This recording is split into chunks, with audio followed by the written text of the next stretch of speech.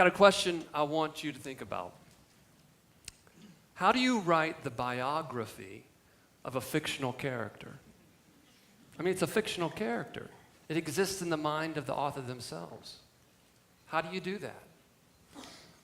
Well, I don't know really, but that's the question I've been asking myself in trying to write about this guy. Not Gregory Peck, but the guy he was playing, Atticus Finch. Harper Lee's 1960 novel, To Kill a Mockingbird, is one of the most beloved books in all of American literature. And the hero of that novel, Atticus Finch, is one of the most enduring, beloved figures in American popular culture. In fact, oftentimes when I talk about Atticus Finch, I like to do a little survey work. So you can help me out here. And this will make sure everybody's still paying attention right here before lunch. If you have read To Kill a Mockingbird or have seen the film, stand up.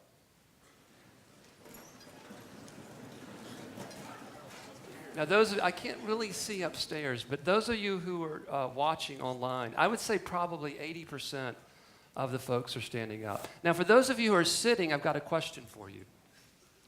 What's the matter with you? I mean, you call yourselves educated people and you haven't read To Kill a Mockingbird? No, stay standing, stay standing, stay standing. This is the important part. Now, if you read To Kill a Mockingbird because you're just a curious person and you read a lot, for no other reason, you were never assigned it in school, then sit down. All right, for those of you who are watching at home, nobody's sitting down hardly, one or two people. Okay, go ahead, everybody sit down. This is my point. You've read To Kill a Mockingbird because somebody wanted you to read it, right? Somebody, an older person in your life, wanted you to read it because they thought there was some important lesson that you would get out of it, right?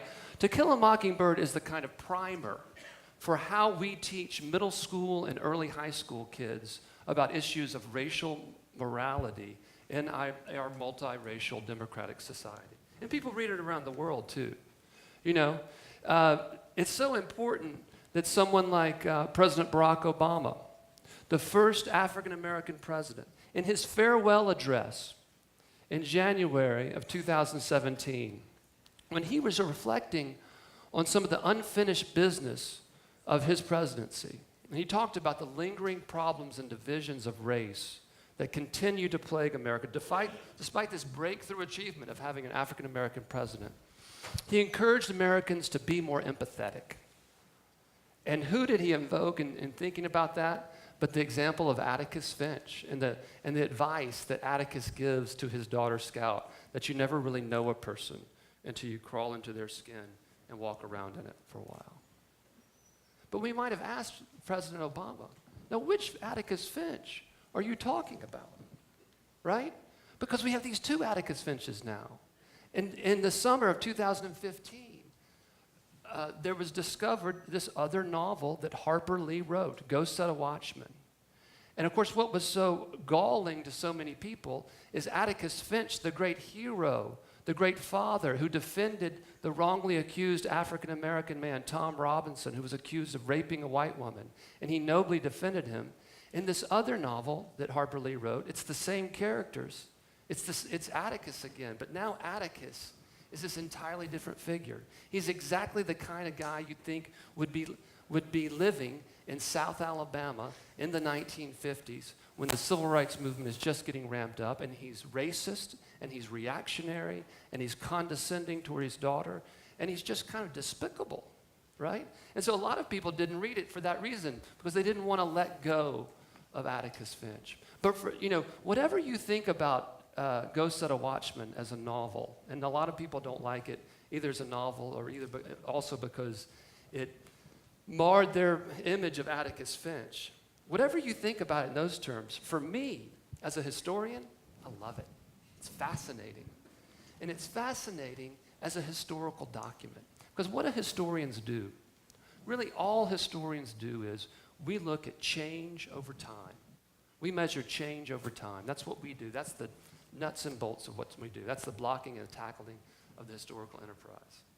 And now, Atticus Finch, I've always loved Atticus Finch. I've always been fascinated by Atticus Finch. But it's hard to write about him because you only had that one novel.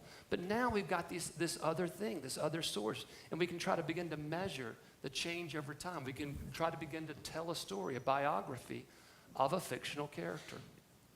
Now, the other thing I did is I went back and I started doing research on Harper Lee's family, and particularly this man, her father.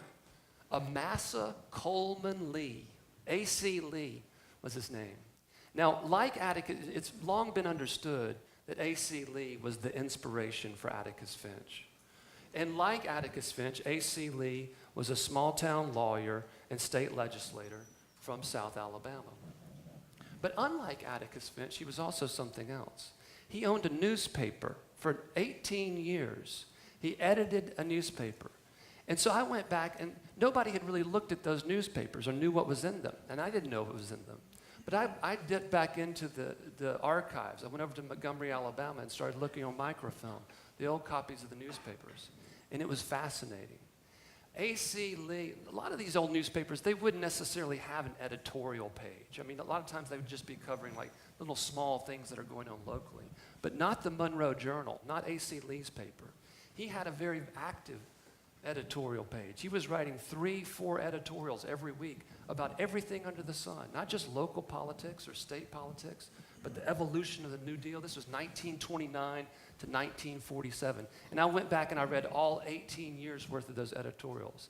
I'm a historical nerd, so I love that kind of stuff. And it was great to go back and read that and be able to recreate his historical and political worldview. And doing that, you can see clearly that A.C. Lee was the inspiration both for the idealistic figure of To Kill a Mockingbird and the reactionary figure of Go Set a Watchman. In the 1930s, he was speaking out against demagoguery in Southern politics. He was speaking out against lynching in the 1930s. You can see how there would be the roots there for the kind of noble figure of Atticus Finch. But you also see him changing over the course of the 1930s and 1940s. As you get into the war years were a tremendously complex time. And they opened up the possibility for all kinds of new social reform movements in the American South. And it's World War II that you see the beginnings of the modern African-American civil rights movement. And A.C. Lee didn't like it at all. And you can see all the reaction and all of the resentment in the Atticus of Go Set a Watchman, you can see in some of those editorials from the 1940s, right? So that's one way I went back to try to write a biography of Atticus Finch. You can go back into the archives, right? The other thing that I did is I wanted to pay a lot of attention to the period. I think it's important to look in the period in which Harper Lee is writing, the 1950s. And some of the other archives I've been able to uncover tell an important story about the relationship between these two novels. To Kill a Mockingbird is set in the 30s. Go Set a Watchman is set in the 1950s. But it's very confusing because she wrote the Go Set a Watchman first. The first novel she wrote was the one that took place in the 1950s. And then she started this other novel that took the characters back into the 1930s, okay? And I was able to pin down exactly when she was writing. She started Go Set a Watchman. This was the first novel she ever tried to write. She started it in early of 1957. And the argument of that novel, when we read it in 2015, when it was published, everybody was struck by the fact that Atticus Finch was a racist, and that was the big news. But we missed what actually the political message of the novel was. And it was actually a very conservative political message for Harper Lee. And the message is that there are these conservative white men like Atticus Finch that the North, quote unquote, doesn't understand. And that if the South is going to change, it's going to be led by these conservative men who are going to live a kind of peaceful, measured, orderly change to some kind of new relationship between blacks and whites in the South. It's an argument in favor of trying to impress on the North, quote unquote, that there are good people in the South who need to be trusted to lead this change. And what's fascinating about what's happening at the time 57 and 58. And I know this in part because I've been reading the newspapers from Monroeville at that time, but also because this is what I do as a political historian. I know the ins and outs of those late 1950s. And what was happening in the South in the late 1950s, it wasn't those conservative white men who were leading the change, who were moderating the hotheads and the racists and the violent reactionaries like in the Ku Klux Klan. What was happening instead when Harper Lee was writing is that it was the Klan, actually, in Alabama, in Mississippi, in Georgia, that was radicalizing the councils. And so in that political context, the message, the politics of Ghost of the Watchman would have been quite obvious to Harper Lee as to the limits of that kind of interpretation. And I think the audience, the intended audience for Harper Lee changes too. In that instead of writing to the North and telling them all the things that they don't know about the South, To Kill a Mockingbird and that idealized version of Atticus is really, for Harper Lee, a kind of message, a letter to her own people, to the otherwise decent white Southerners who are being caught up in the madness of militant segregationist resistance in the late 1950s that was sweeping Alabama and Mississippi and Georgia and sweeping all of the South. I got to be honest with you. I got a problem with Atticus Finch. I love Atticus Finch, and I grew up in a small town in the South in Mississippi, very much like the one that Harper Lee was from. And when I was growing up, I wanted to be Atticus Finch. I wanted to do something good for my native South, and I wanted to help on racial issues. I wanted to be just like Atticus Finch. But of course, you grow up and you realize Atticus Finch isn't a real character, right? Atticus Finch is too good to be true, right? And all those things that are so frustrating about that novel and about the movie, that Atticus, the white guy, is the hero and the savior, and that the only racists are those poor white crackers, right? Those redneck mules. And those are the only really bad guys. And of course, Tom Robinson, he has no real role in it all, just as the object of pity. I don't like it for those reasons, and I also don't like it because it doesn't really reflect very well what actually happened in the South. It wasn't the strong-jawed, handsome white guys in the South who led the South through the transition to modernity. You know, it was the grassroots African-American freedom struggle that did it. It was the foot soldiers for freedom, right, who stood up to Atticus Finch and stood up to the local white powers and politicians, right? And so that's always been a problem for me. One of the great ironies, one of these delicious little ironies of history is that Gregory Peck won the Oscar for Best Actor in April of 1963. It was the same month, April 1963, that this happened, that Martin Luther King was arrested in Birmingham, Alabama, and put into the Birmingham jail. And it was from there that he penned Letter from Birmingham Jail, which if there's anything that's more widely read than To Kill a Mockingbird, it would probably be Letter from Birmingham Jail, right? And Letter from Birmingham Jail, one of the key passages of that is King's critique of the white moderate, right? His critique of those well-meaning white folks who can oftentimes get in the way of genuine, meaningful racial progress.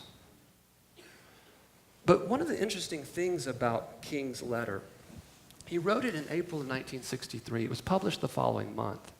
And then it was revised and put into a book that he published the following summer of 1964, Freedom Summer, in a book called Why We Can't Wait. And he includes in that book an earlier chapter, chapter 2, in which King is making the argument of the necessity and the relevance still of nonviolent protest. That nonviolence still works. It's not too late. That the black community and Americans should not give up on nonviolence, because by the summer of 1964, there were plenty of people in the black community by that time who were saying, we've got to get rid of this nonviolent stuff. It's not working, right? We need another way. And that was happening a lot in the urban North. King's making that argument that nonviolence is still relevant. And it's a really interesting passage because at one point he says that he believes there's something in the American ethos. There's something in the American ethos, King says, that responds to the strength of moral force. And he's used as an example of someone responding to the strength of moral force. Who did he give as an example? He gave the example of Atticus Finch.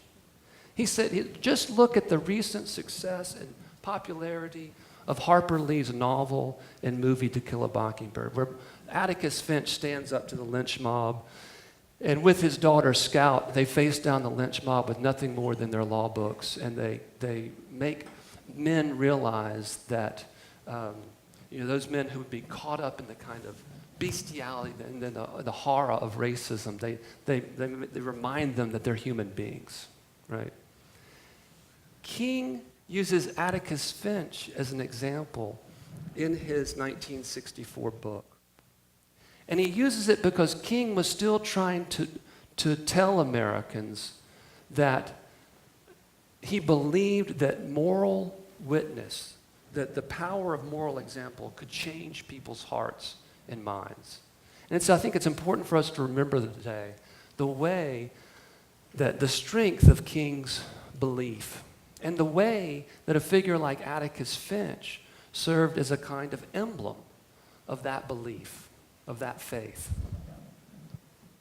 We live in very dispiriting political times where we see the revival of racist arguments that are made explicitly in our public life in ways we haven't seen since those eras of massive resistance in the 1950s. We live in a time where people are reverting to their kind of tribal identities in ways that we wouldn't expect Americans to do.